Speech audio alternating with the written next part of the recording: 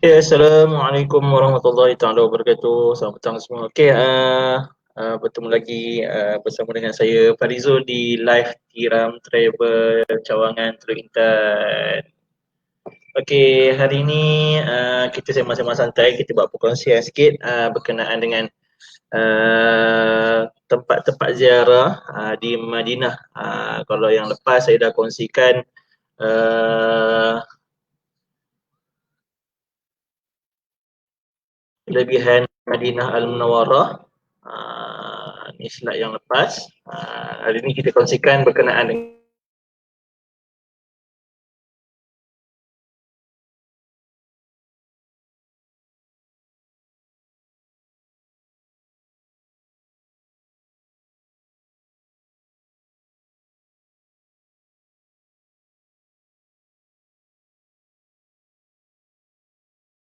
online. Tak apa cantik ni. Okey. Okey, apa yang saya nak kongsikan hari ini adalah berkenaan dengan sejarah dan keutamaan Masjid Quba. Salah satu tempat yang kebiasaannya mutawif ataupun travel agency akan bawa jemaah pergi ziarah. Okey, ini adalah tempat yang hot lah yang biasa kita akan bawa, iaitu pergi ziarah ke Masjid Quba.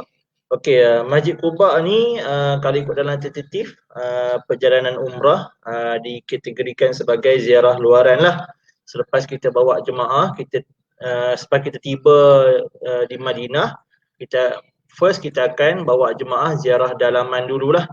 Ziarah dalaman ni bermaksudnya ziarah dalaman Masjid Nabawi, yang mana kita akan perkenalkan dulu kelebihan Masjid Nabawi. Kita akan bagi salam kepada Rasulullah sallallahu alaihi wasallam. Kita akan solat dulu di dalam Masjid Nabawi. Okey. Petang ni saya kongsikan berkenaan dengan sejarah dan keutamaan Masjid Quba. Okey. Sebagaimana yang kita ketahui, Masjid Quba adalah masjid yang pertama dibina oleh orang Islam. Masjid yang pertama dibina oleh orang Islam dan bersama Rasulullah sallallahu alaihi wasallam.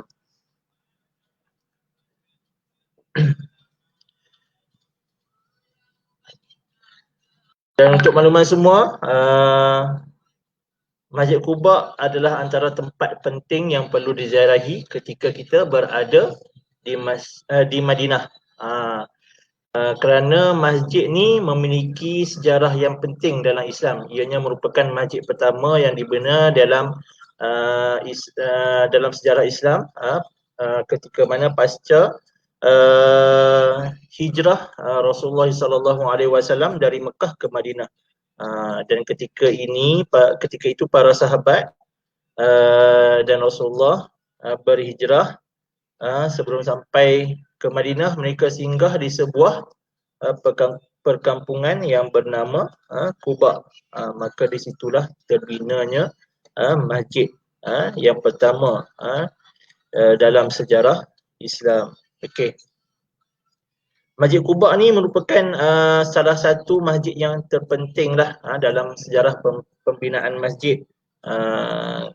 Kerana kebiasaannya yang mana kita tak ketahui dalam sirah baginda Rasulullah SAW, setiap tempat yang Rasulullah singgah, baginda akan bina masjid. Dan Masjid Quba adalah masjid yang pertama dibina oleh Rasulullah dan para sahabat ketika berhijrah ke Madinah. Sebagaimana Allah Subhanahu Wa Taala firmankan di dalam Al-Quran, la taqum fihi abada la masjidul asas ussisa ala taqwa min awal yaumul ahaqqu an taquma fihi rijal yuhibbu an yatatahharu wallahu yuhibbul mutatahhirin. Janganlah kamu solat dalam masjid itu selama-lamanya. Sesungguhnya masjid yang didirikan atas dasar takwa, iaitu Masjid Quba, sejak hari pertama ialah lebih patut kamu solat di dalamnya. Di dalamnya ada orang-orang yang ingin membersihkan diri, dan Allah menyukai orang-orang yang bersih.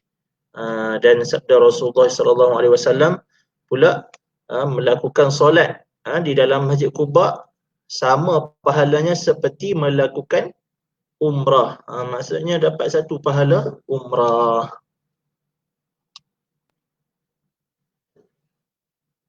Okey, ini adalah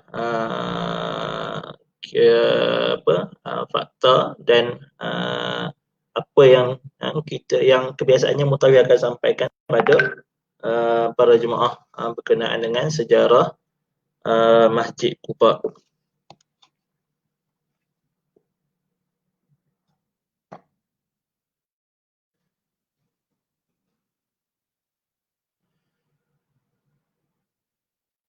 Okey, bagaimana cara kita nak pergi ke Masjid Quba kepada jemaah yang pertama kali sampai ke bumi Madinatul Munawwarah, yang pertama kali buat umrah, pertama kali ziarah Madinah, nak pergi ke Masjid Quba dengan sendiri. Selepas mutawif bawa, biasanya jemaah akan nak pergi sendiri.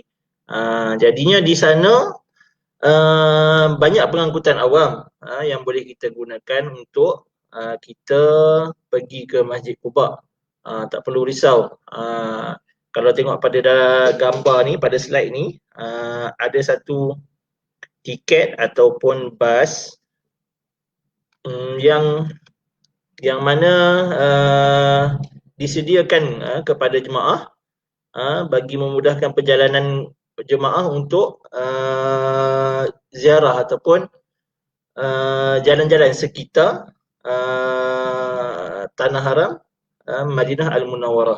Okey. Ini adalah tiket. Boleh kata yang ini kalau naik bas harga dia 10 rial. 10 rial tu kira mahal dah lah. Kalau 10 rial ni boleh pakai untuk 2 hari ke 3 hari tak silap saya. Bukan 1 hari, 3 hari. Kalau 3 hari. Untuk 10 rial boleh gunakan perjalanan tour daripada hotel kita nak ke Quba boleh guna 3 hari.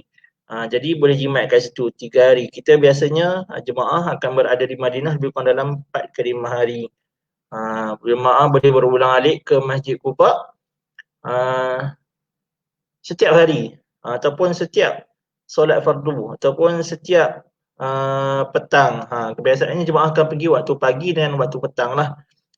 Sebab waktu pagi ni panjang, daripada selepas subuh nak ke zuhur panjang, jadi jemaah boleh pergi solat sunat di Masjid Quba, ataupun daripada zuhur nak ke asar tu jemaah boleh pergi ke Masjid Quba.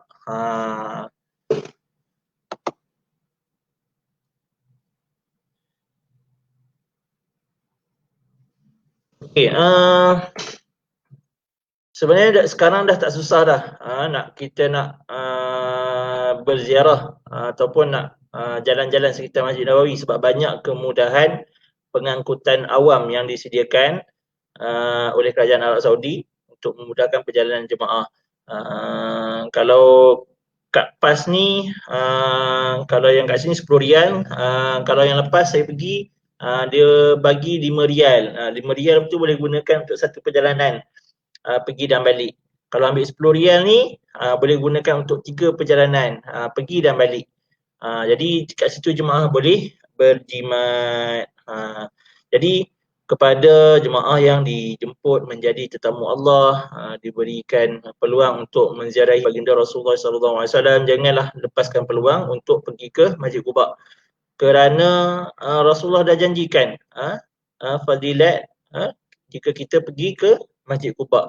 Satu solat sunat di Masjid Quba kita dah dapat satu pahala umrah. Jadi amat rugilah jika kita tak luangkan masa, kita tak ambil masa yang ada ketika kita berada di Madinah, kita tak pergi ke Masjid Quba. Memang orang ramai akan berada di Masjid Quba, cumanya nasihat saya kepada yang jemaah pertama kali nak pergi, pastikan pergi secara berkumpulan ataupun bawa mutawif yang berpengalaman, sebabnya bila ramai orang ni kadang-kadang Allah Ta'ala nak uji kita. Tak semua kita pergi tempat yang kita pergi tu memang tempat yang kita nak pergi tu tempat yang bagus, tempat yang baik, tapi kita kena kena ada rasa sedikit curiga ketika kita berada di tempat yang orangnya ramai, supaya tidak berlaku apa-apa hal yang tidak diingini. Okey. Ini berkenaan dengan ketika kita berada di Masjid Quba. Okey, berhati-hatilah kepada jemaah yang nak pergi sendiri. Ini adalah gambar ketika saya berada dan bawa jemaah di Masjid Quba. Kalau gambar yang pertama ni, ini adalah bulan 3 tahun lepas. Oops.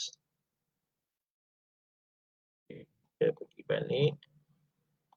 Okey, ini adalah bulan 3 tahun lepas. Dan ini adalah bulan 2 tahun lepas. Yang nampak gambar nak panah ni kan. Bulan 2 tahun lepas. Bukan bulan 2 tahun lepas, bulan 2 tahun ni. Ini adalah perjalanan, boleh dikatakan perjalanan terakhir kami buat umrah bersama dengan jemaah sebelum datangnya wabak COVID. Untuk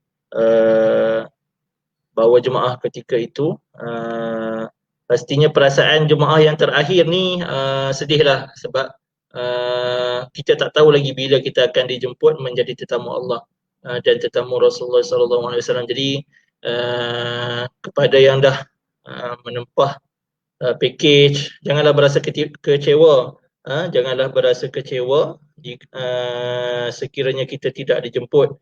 Sebenarnya sekarang Allah tengah uji kita, dan insyaAllah moga kita semua dijemput menjadi tetamunya nanti. InsyaAllah banyakkan berdoa semoga kita dapat menjadi tetamu Allah. Okey,